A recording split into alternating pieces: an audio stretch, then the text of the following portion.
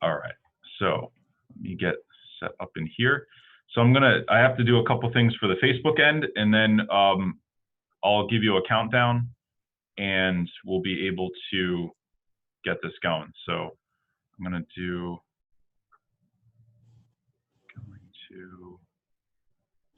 pin my video here, go live on Facebook. Okay.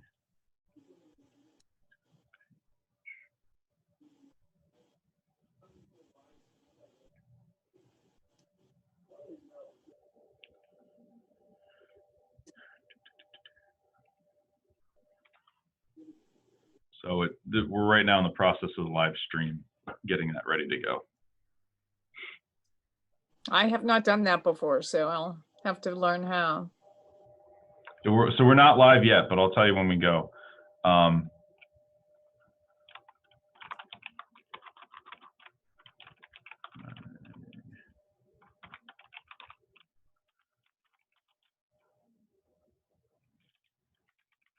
January.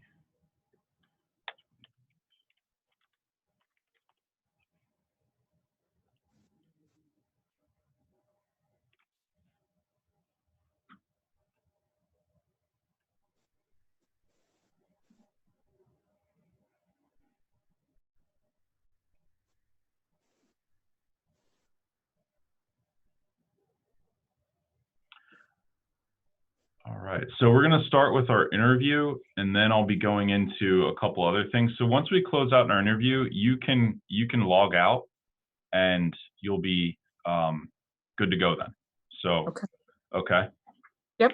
All right, so we are going to go live.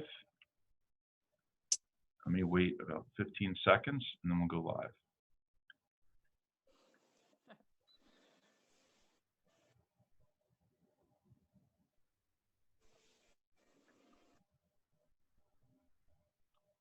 We're live in a few moments.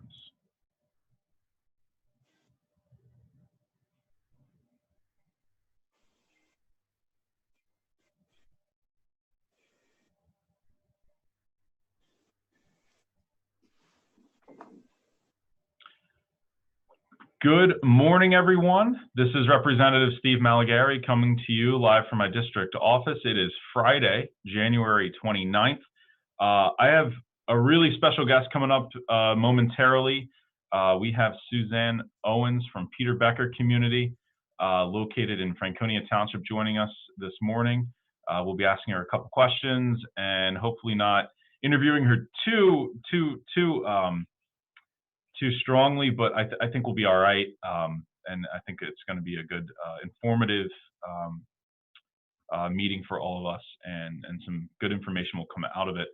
Just want to give you an update what we're going to be talking about today. So just to give you a heads up, so we're going to talk with Suzanne Owens first, and then I'm going to talk to you about a speech that I gave on the House floor this week, some resources from the Department of Human Services, and changes to the Move Over law in effect that's coming this spring, and the enhanced driver responsibility legislation that I'm putting forward. It's a bipartisan piece of legislation along with another representative from the Republican caucus, and then the poetry hotline and some local events and news. So this week we're in session, and I wanted to just go over the first 3 days, Monday, Tuesday, Wednesday. I talked to you on Tuesday, and it was a quick session days, if you will, except for Tuesday and Wednesday. Wednesday was much longer. We were debating legislation that's coming through, and that's where I gave a speech on the House floor in opposition to House Bill 55, also known as Senate Bill 2, and that will be coming through to the House, coming forward as it did pass through the Senate. We'll be listening to that again this coming week. In addition to that, so we're back in the district yesterday and today, and moving into the weekend. Looks like we're going to have a winter storm coming up, so be prepared to bundle up. It's cold outside now. We're probably going to get some snow out of it, so make sure that you're prepared for that at home. Make sure that your animals are taken care of as well, and looking into that. So jumping in, Suzanne is the president and CEO of Becker Community. I'm going to bring her onto this screen if I can, and let me see how I do this. Here we go.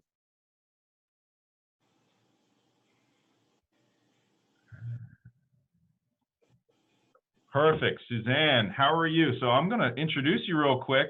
So Suzanne Owens is the president and CEO of the Peter Becker Community since January 2015. She has over 23 years of experience in managing senior living communities, and she is an active advocate for resident rights on the state and national level. I've worked with Suzanne many times to discuss the Peter Becker Community and ensuring our seniors have the resources that they need, especially during COVID-19 pandemic.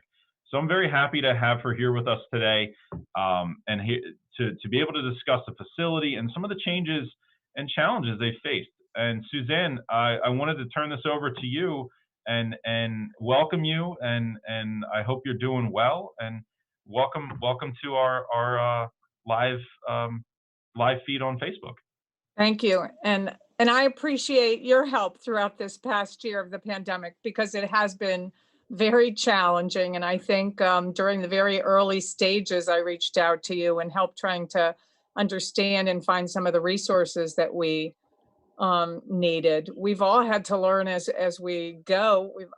We've gone through a lot in terms of operating our community. We've had to shut down services, create new services. We had to figure out how to provide not only takeout and delivery for meals, so that people didn't, because we shut down dining rooms. We had to figure out how to operate grocery stores on campus to keep our residents safe and not need to go out of our campus to go to stores, and how to make sure we were getting pharmacy deliveries. And we've had so many things to explore and understand. And it's been very helpful to have the support of you and others in the community that have helped us through this. Absolutely. I appreciate it.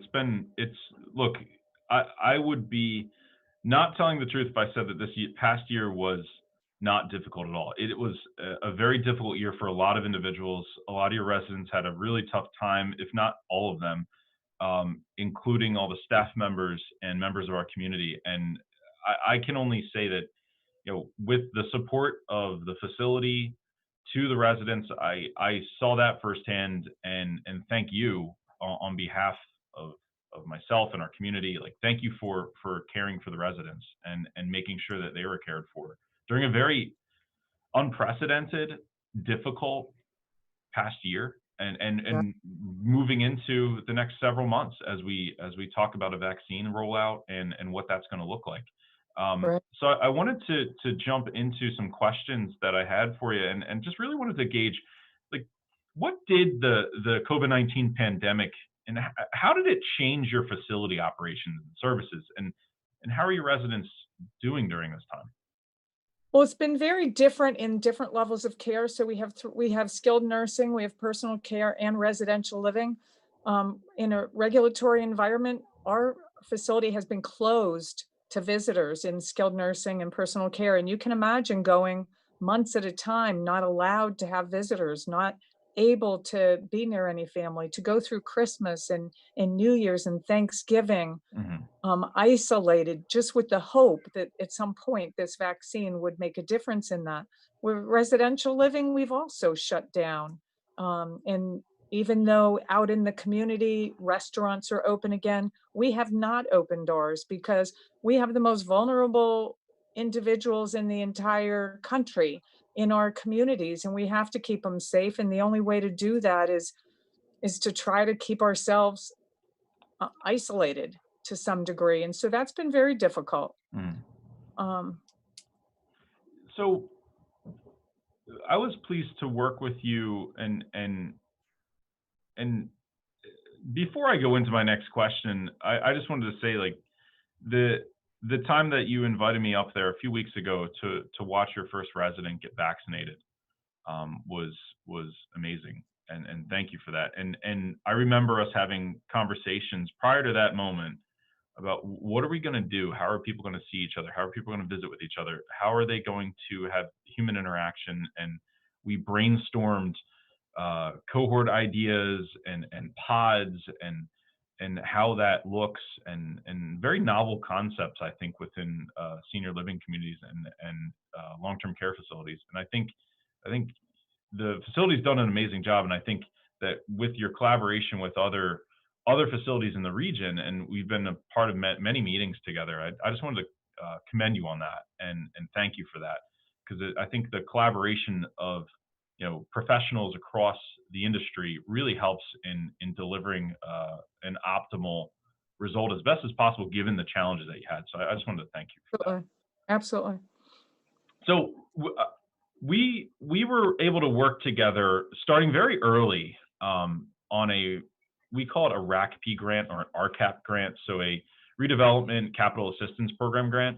And I wanted to ask, we were able to get you and secure you and work with you on that. So I wanted you to talk a little bit about the project and the benefits it will bring to the residents. Well, it's funny because the project has a completely different meaning today in the COVID world than it even did a year or two ago when we started to plan it.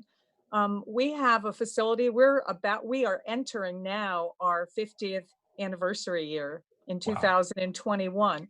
And so our facility, having been built in 1971, we have power coming into the building that has not been updated since 1971. And there are things we can't do. We can't add a new dryer if we need one. We don't have enough power. So some of the grant is going to help us to enhance that. But one of the key things, we have skilled nursing and personal care in one area of the building. And in order to get to personal care, you actually have to walk through skilled nursing. And so that takes away all the privacy from our residents. But now in the COVID world, we shut down skilled. And so staff that go from one area to the building to the other have to literally go outside to go into another area of the building.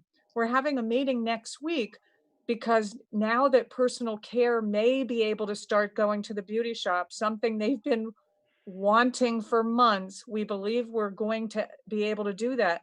We have to figure out how to get them there because they have to walk through skilled nursing to go there, and we should not do that. So this project adds a new corridor onto our campus that allows people to come right from the main lobby into that area of the building. So it cuts down all the traffic through resident areas and provides everybody more privacy and more quality of life. So I guess we could say that this project was a precursor to the current world that we're living in, but we would have had no idea at that time in the planning of this and the discussions that this would occur. But it's ever needed now, and very thankful that we were able to get this done. Absolutely. So I'm happy to hear that the vaccine has been secured for your residents. And I wanted to know, what is your vision for Peter Becker in a post-COVID world? What does that look like? I'll tell you, I have to first say how happy we are. I've never been so happy. Our residents all were offered, every resident on Peter Becker Community Campus was offered the vaccination. And February 14th and 15th, we completed vaccinations for all those residents. Now we start a period. First, we have to be very conservative, and we have to say the first shot means nothing. I was on a call last week with an individual from a facility that he had an outbreak in his campus after the first shot. Mm-hmm. So I have to make sure our residents know that the first shot does not mean any changes. We have to be diligent and just kind of slowly walk through this. The second shot is scheduled already for Valentine's Day. What a happy time for that. And then 2 weeks after that, we're going to open our dining rooms again. We're going to begin to have in-person activities. We're going to try to slowly, we won't, we'll have to have social distancing. We'll have to do all those things, but it'll be a huge difference. Now we're still waiting for the state of Pennsylvania to tell us what it means for people in skilled nursing and personal care. And I do have 47 residents that got their second vaccination already. And on February 7th, we'll have completed the 2 weeks after that. So we're required to have guidance from both the CDC, CMS, and the Department of Health telling us what are they allowed to now see their family. And you should come the day that we open the doors and let the families in, because they miss their families so much, and there's nothing more important in the entire world than them being able to see each other. Yeah, and I would love to witness that from a distance, of course, because I will not have been Right. vaccinated by that point.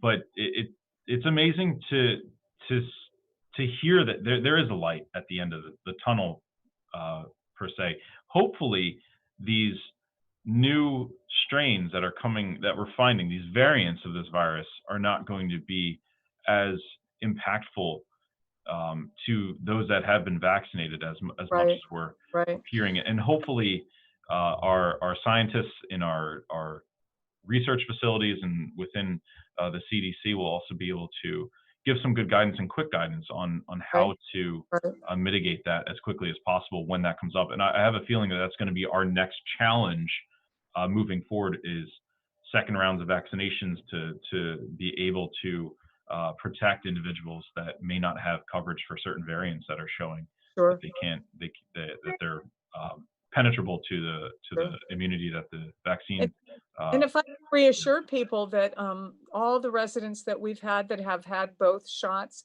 have had almost no reactions to the shot. So we have we have not had any challenges. you A heard it few. from the CEO.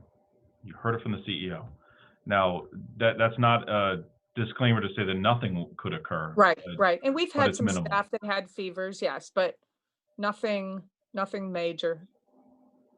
That's comforting, because I know a lot of individuals that might be watching this are saying, well, should I get it? I don't know if I should or not. I don't know if I can trust it yet. There's not enough science. It's too new. It's comforting to know that your residents are doing okay, and your staff members are doing okay. And there's great educational videos out there. We've done a few ourselves that are on our Facebook, that our medical director, we asked her a lot of questions about the vaccination.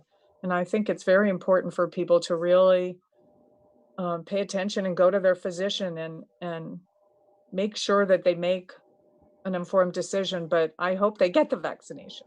Yeah, and likewise, I mean, the only way we'll get through this is if we have enough vaccinated individuals in Right, our society to build that actual immunity, and hopefully that will be enough. But we have to be prepared, and I think moving forward, we just still have to be vigilant and diligent about what we do in protecting ourselves and protecting others, right, and making right, sure that we want to get to the other side of this. We don't want to perpetually be in this pandemic for many more months ahead. So, um, right. with that being said, I'm going to ask you another question, and ask if you had anything else that you wanted to add, anything else you want to add to our conversation, and to let me know, or let those that are watching know. I think the one challenge that we continue to have, and it's consistent to other healthcare facilities, and Peter Becker is a huge campus, almost like its own little town. We have restaurants, we have maintenance, we build buildings. We have a difficult time finding employees right now, and we have great jobs available. We have chef positions, we have construction positions, we have housekeeping. There, I think that people may not realize all the opportunities, and I hear regularly how people are laid off from work and not able to work. Our dining rooms, even while they were closed, we still maintain. We have not laid off anyone. We've just converted roles to being takeout and delivery people. So I hope that people will reach out to us and look for great career opportunities. Suzanne, thank you so much for that. And you bring a good point in that anybody who is looking for employment, know that our long-term care facilities and senior living communities are great opportunities to get employment and work within a community that really does need your help, and work with residents that are absolutely phenomenal. Yeah, Um, yeah. so I want to thank you for your time. Thank you for going over your facility, and talking about the challenges that you've had with COVID, and what you're doing to help mitigate that. I want to thank you for your service to the community, to the residents, and thank you for being on here. I really do appreciate it. Thank you. I appreciate everything you do for us too. Absolutely. And until we see each other again, take care, Suzanne. Thanks for being here. Bye-bye.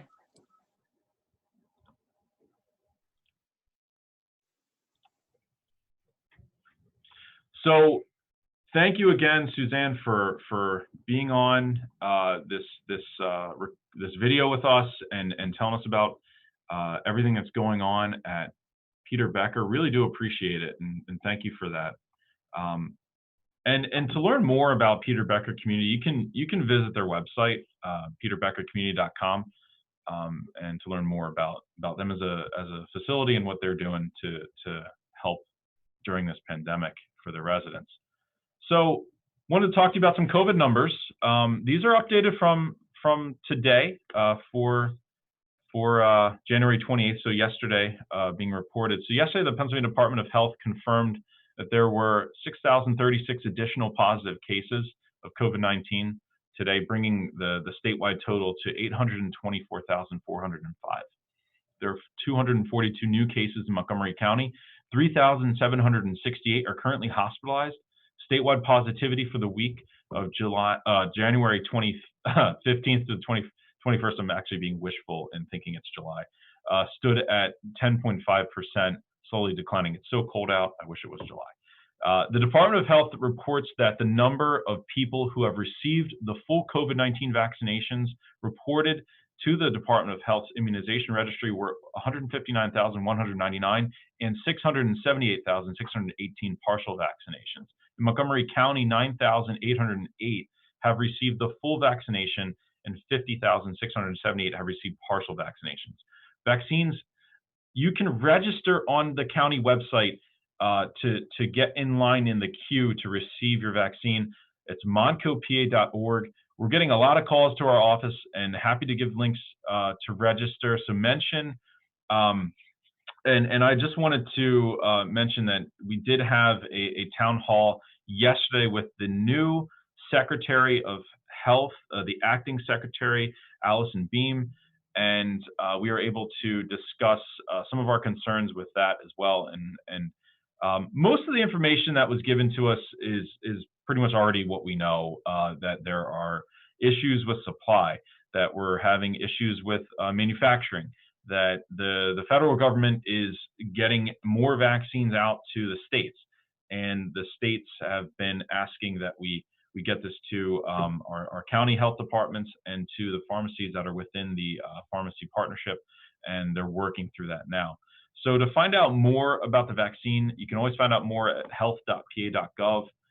We'll throw the link in there for you so you can follow up on that. In the state, this week in session, I want to talk to you a little bit about what happened. So I spoke on the House floor to express my opposition to House Bill 55. This change would be to the Pennsylvania Constitution. This would ultimately hurt the state's ability to protect and provide critical relief and resources to residents when emergencies happen, like the current pandemic that we're in.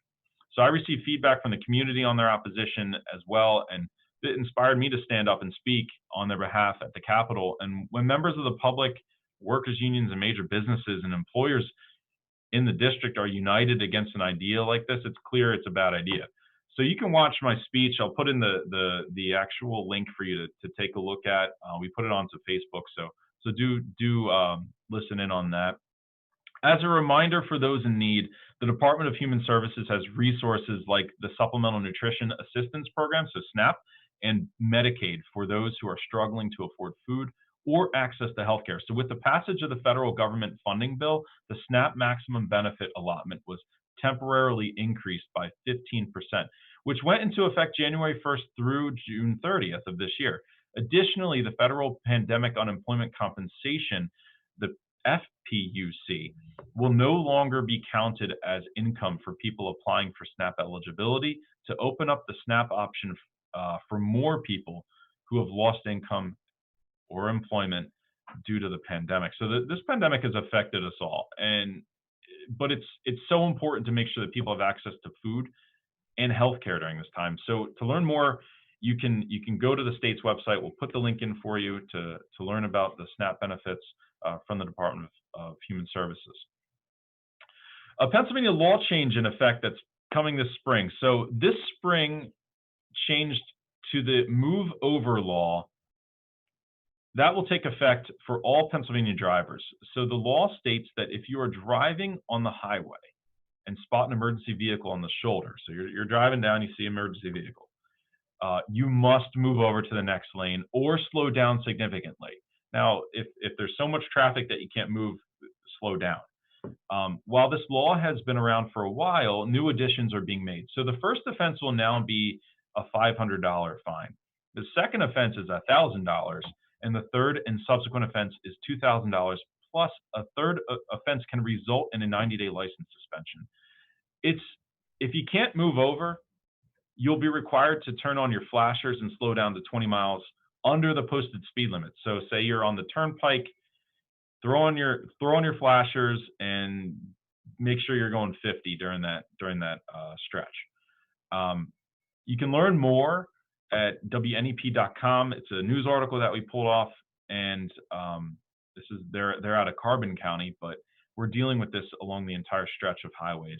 And it's important. I can't stress enough that in the spirit of road safety, this particular change in the law is welcomed because too many lives have been lost on roadsides after being hit. Either they were PennDOT workers, or they were roadside assistance individuals, or they were state troopers or maintenance individuals or public works members. Too many members of our community have lost their life unnecessarily just because of driving patterns and driving habits that we have developed over the years. So remember, slow down when you see an emergency vehicle. There are other lives within that vehicle or around that scene that we need to take care of as well.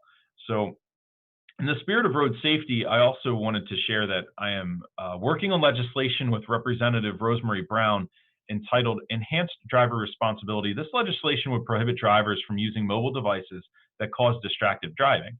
So I got this inspiration when I was actually stopped in New Jersey right after a similar law was enacted. And I actually was stopped. I was speaking to my wife to let her know I was on my way home from church, and I went to church down there, and an officer pulled me over to inform me of the new law. I also have heard from constituents asking me for legislation to mitigate the distracted driving issues on the roads. And I also had a constituent call last session and tell me that his nephew had gotten into a car accident because the other driver was texting and driving. So this legislation would reduce distracted driving and keep our roads safer for the next generation of drivers. And if we want to shape the Pennsylvania that our kids can grow up in, we need to ensure that we do everything we can to keep them and other drivers safe. So I'm very happy to be working on this legislation with my colleague, and we both look forward to discussing this more with you using this platform. So some nice news. If you need a moment of calm and inspiring reflection during your day, there's a new Philadelphia phone line to give you a short poetic break. Healing Verse Philly was created this month by the city's poet laureate, Tripetta B. Mason, and offers callers a 90-second poem by a Philadelphia connected poet.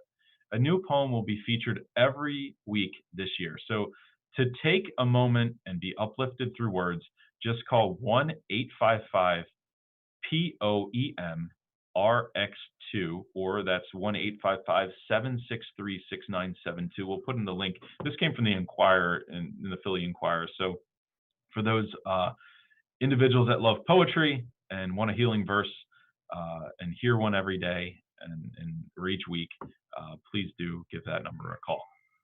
In some events and some local news, I wanted to give a huge congratulations and thank you to the North Penn School Nutrition Services. At the beginning of the pandemic, they were on the front lines distributing school meals to students in need to make sure no child went hungry. So this week they reached their milestone. They reached it of distributing their 1 millionth meal to students. So we're lucky to have leaders like them in our community. Thank you so much. You can learn more from their Facebook page, and we'll put that link in there for you. Don't forget that tonight is the beginning of the North Penn Theater's production of Breathing COVID. We talked about that last week. This starts at 8 p.m. No tickets are necessary, but donations are kindly accepted and welcomed.